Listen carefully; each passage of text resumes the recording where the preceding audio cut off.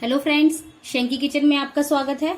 अभी फ्रेंड्स नवरात्रि आने वाले हैं तो हम नवरात्रि के लिए कुट्टू के पकोड़े बनाएंगे और इन्हें बनाना भी आसान है और खाने में भी टेस्टी बनते हैं। चलिए हम फटाफट इसे बनाना शुरू करते हैं। आधा कप मैंने कुट्टू का आटा लिया है, लगभग मेरा ये 100 ग्राम है। और 2 आलू लिए थे, मैंने इनको पतला पतला ऐसे काट लिया है। आप चाहे तो इनको राउंड गोल भी काट सकते हैं।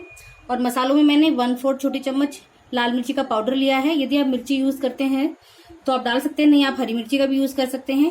आधी छोटी चम्मच मैंने काली मिर्च का पाउडर लिया है। 1 छोटी चम्मच साबुत धनिया लिया है और आधी छोटी चम्मच मैंने सेंधा नमक लिया है।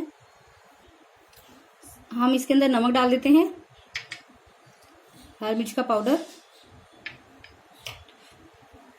काली मिर्च का पाउडर और धनिया को हम ऐसे क्रश करके डाल देंगे, इससे बहुत ही अच्छा फ्लेवर आएगा। इन चीजों को हम अच्छे से मिक्स कर लेंगे एक बार। मसाले मिक्स होने के बाद हम इसके अंदर आलू डाल देते हैं और इनको हम अच्छे से मिक्स कर लेंगे।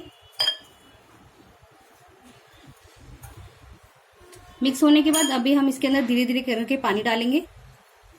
फ्रेंड्स, जो इसका बैटर रहेगा थोड़ा सा गाढ़ा रहेगा। यदि पतला बैटर हो गया तो एक तो हमें पकोड़े बनाने में परेशानी होगी और दूसरा जब हम इसे फ्राई करेंगे तो पकोड़े है वो तेल ज्यादा चूस लेंगे।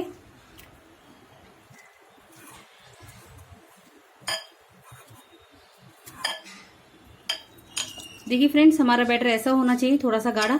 अभी हमारा पकोड़े बनाने के लिए बैटर बिल्कुल रेडी है। अभी हम पकोड़े बनाएंगे। फ्रेंड्स, तेल है वो गर्म हो गया और मैंने फ्लेम को मीडियम कर लिया है। अभी हम इसके अंदर पकोड़े डालेंगे।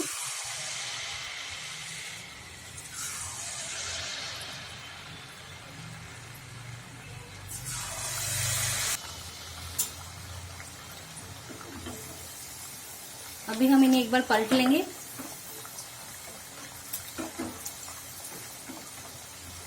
और फ्रेंड्स, हमें इन्हें मीडियम फ्लेम पर फ्राई करना है। यदि हम फुल पे फ्राई करेंगे तो ये क्रिस्पी बिल्कुल नहीं बनेंगे हमारे पकोड़े और अंदर से कच्चे रह जाएंगे। और यदि हम लो पे फ्राई करेंगे तो इनके अंदर तेल चला जाएगा। इसलिए हमें क्रिस्पी बनाने के लिए हमें इन्हें मीडियम फ्लेम पर फ्राई करेंगे और जिससे ये अंदर तक सिक जाएंगे बिल्कुल।